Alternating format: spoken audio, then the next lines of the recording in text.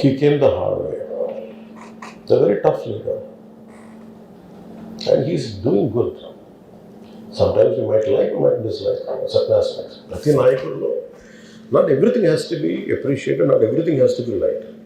When it comes to this particular incident, the major pending, and first of all, Telangana CM Ravindra Reddy, they were never, not unlike previous regime. YCP regime lo leru akkada. Benefit shows they had given a great encouragement, including Salar, all the big films. I think he's been very courteous, even for Pushpa also. ఎందుకంటే వాళ్ళు అన్ని వేల రూపాయలతోటి they had given benefit shows అంతే కదా. ఇప్పుడు డబ్బులు పెంచకపోతే మీకు రికార్డ్స్ అలా క్రియేట్ చేస్తారు. From simple hero point of view, why మీరు అందరూ కనిపించు, why the hell he has to go to theatre. From a hero's perspective I can say, నేను ఎందుకు థియేటర్కి వెళ్ళాలనుకుంటానంటే, how I'm being tested. Film బాగాలేకపోతే తిడతారు, ఫిల్మ్ బాగున్నప్పుడు I want to feel the appreciation. స్తుతి కావాలి. Even for God, you have to say you are great. అలాగే the ultimate, if you write an article, ఒకసారి హరిప్రసాద్ గారు చక్రవర్తి గారు రాస్తున్నప్పుడు మీరు ఈ ఆర్టికల్ చాలా బాగుంది. It's appreciation is a part and parcel of any work. So if a hero goes to theatre, it means he wants to see how his work is being appreciated. That gives him a sense of, no matter you give them 1,000 crores, 100 crores, it doesn't matter. That appreciation is very well cut. You cannot put a price tag to it. Maybe, I don't know, maybe as police said that we have informed not to. For example, when police ni enduku tappu pattalente, sometimes we have to listen to police. I've been to Vijayanagar, మన agency area వెళ్తా ఉంటే పైకి వెళ్తా ఉంది. అసలు ఇంకా నా విలేజ్కి వెళ్తాను అని వెళ్తా ఉంటే ఆఫ్టర్ 4 kilometers సార్ ప్లీజ్ మీరు ఆగాలి ఆగాలి ఆగాలి ఆగాలి. నాకు అర్థమవుతుంది, వెళ్ళే కొద్దీ we will be like sitting dogs. అంటే నేను ఒక్కడిని ఉత్సాహంతో వెళ్ళటం వేరు, నాతో పాటు అధికారులను కూడా ఇబ్బంది పెడతాం. అంటే ప్రాబ్లం ఏముంది, there could be land mines, there could be a special issue for an encounter. Nakli IPS. So we don't know. And then sometimes when police say, we should understand. అది ఎక్కడ ఒకసారి నాకు వినిపించలేదు, maybe it could be true or we don't know that. నేను లేదా police handle that part. నాకేమనిపించిందంటే, they could have made adequate arrangements. ఈ particular సిచ్యువేషన్లో మటుకు ఇట్ ఈస్ సాడ్. తప్పు స్టాఫ్ చెప్పుండాల్సింది. ఇప్పుడు అలాంటి, ఇప్పుడు ఆయన ఆలోచన ఎక్కడ కూర్చొని సినిమా చూస్తున్నారు తెలియలేదు. Someone must be with in the vicinity, దగ్గరలో ఉన్న వాళ్ళకి తెలుసు, they must have vent they address the issue. Telangana ప్రభుత్వాన్ని సాఫ్ట్గా వెళ్ళి ఉండొచ్చని కొంతమంది కొంటారు. లా ఏంటంటే, నేను శాసనసభలో నేనేం చెప్పాను, ఇఫ్ ఐ మేక్ మిస్టేక్, నేను తప్పు చేసిన punishments. Law doesn't see who you are, how popular you are are how powerful you are, doesn't care.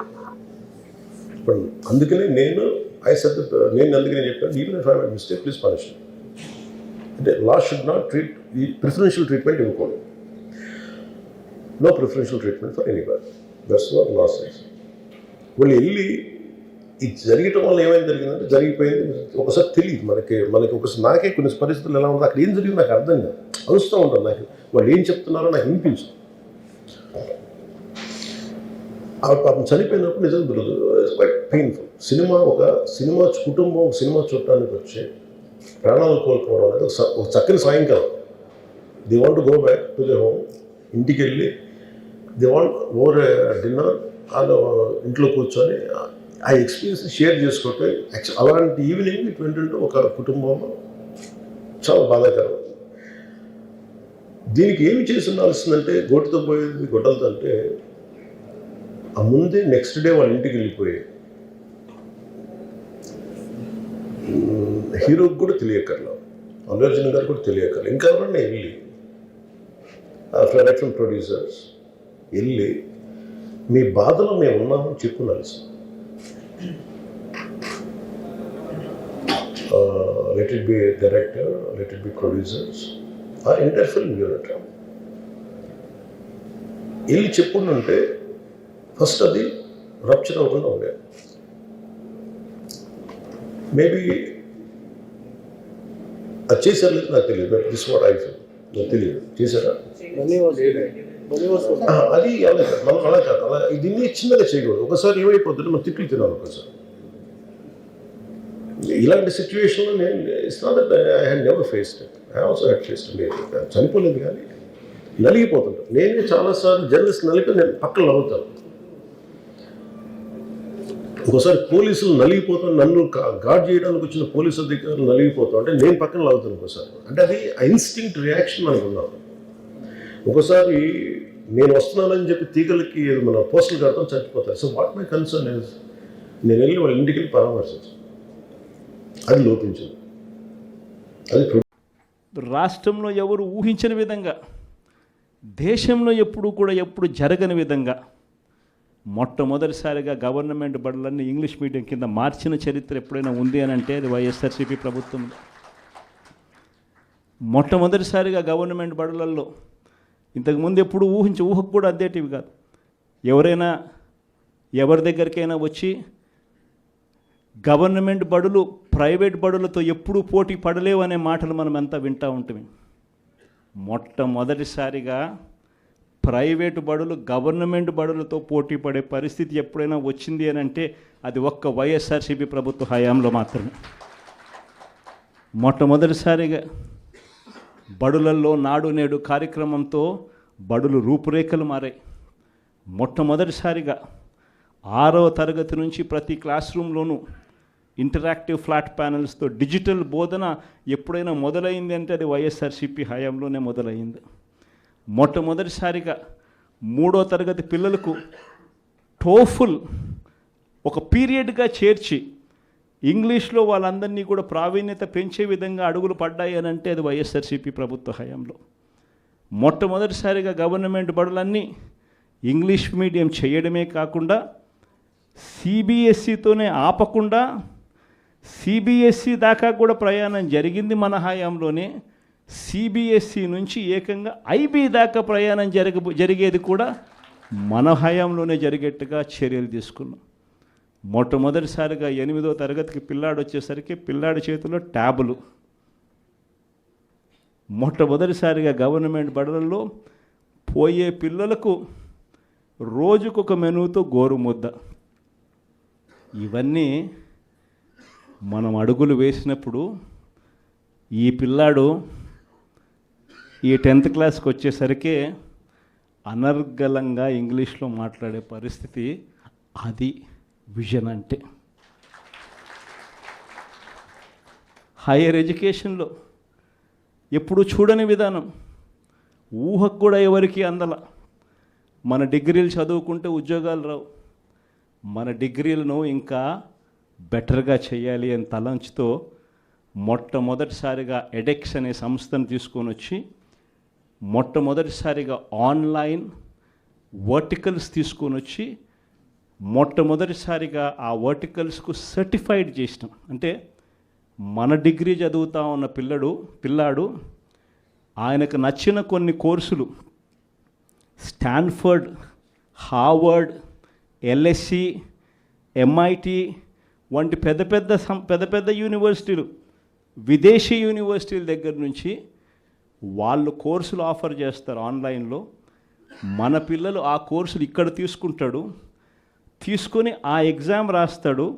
రాసిన ఆ ఎగ్జామ్కు ఆ యూనివర్సిటీ సర్టిఫికెట్ ఇస్తుంది. ఆ సర్టిఫికెట్ మన కరికులంలో భాగం అవుతుంది. మన డిగ్రీ తీసుకున్న పిల్లోడు బయటకు వచ్చేసరికి ఆ పిల్లానికి 4-5 రకాల కోర్సుల్లో ఒక ఆక్స్ఫర్డ్ సర్టిఫికెట్, ఒక ఎల్ఎస్సి సర్టిఫికెట్, ఒక ఎంఐటి సర్టిఫికెట్, ఒక స్టాన్ఫర్డ్ సర్టిఫికెట్తో పాటు తన డిగ్రీ తన చేతికి వస్తుంది. అంటే రిస్క్ మేనేజ్మెంట్ కోర్సు ఎల్ఎస్సి ఇస్తుంది సర్టిఫికెట్, డేటా అనలిటిక్స్ కోర్సు ఒక స్టాన్ఫోర్డ్ ఇస్తుంది సర్టిఫికెట్. అసెట్ మేనేజ్మెంట్ కోర్సు ఒక ఎల్బిఎస్ ఇస్తుంది సర్టిఫికెట్. ఇలాంటి సర్టిఫికెట్లతో పిల్లాడు బయటకు వచ్చి తన డిగ్రీ పొంది తన అప్లికేషన్ పెట్టుకుంటే ఎలాంటి ఉద్యోగాలు వస్తాయి అన్నది ఆలోచన చేసి ఆ పిల్లలకు విద్యా దీవెన, వసతి దీవెనతో సహా ఇవన్నీ ఏర్పాటు చేయడం అన్నది విజన్ అంటారు. వైద్యం కోసం ఏ పేదవాడు అప్పుల పాలయ్యే పరిస్థితి రాకూడదని,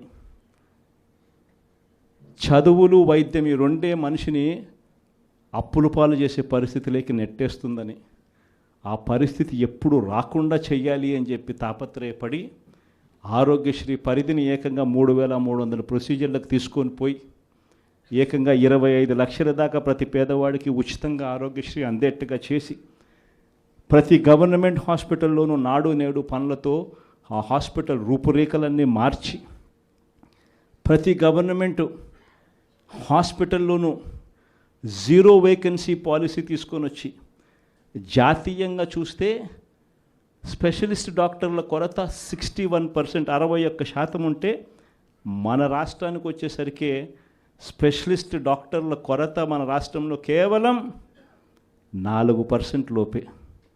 0 వేకెన్సీ పాలసీ తీసుకొని వచ్చి ప్రతి హాస్పిటల్లోనూ డాక్టర్లు ఉండేట్టుగా చేసి ప్రతి హాస్పిటల్లోనూ WHO GMP ప్రమాణాలు కలిగిన మందులు మాత్రమే అవైలబుల్గా ఉండేట్టుగా చేసి గ్రామ స్థాయిలోకి విలేజ్ క్లినిక్లు తీసుకొని పోయి గ్రామ స్థాయిలోనే ఫ్యామిలీ డాక్టర్లను తీసుకొని వచ్చి గ్రామ స్థాయిలోనే ప్రతి 6 నెలలకు ఒకసారి ఆరోగ్య సురక్ష కార్యక్రమం చేసి ప్రివెంటివ్ కేర్ అంటే క్యూరేటివ్ కేర్ అంటే క్యూరేటివ్ కేర్ అంటే రోగం వచ్చిన తర్వాత వైద్యం, ప్రివెంటివ్ కేర్ అంటే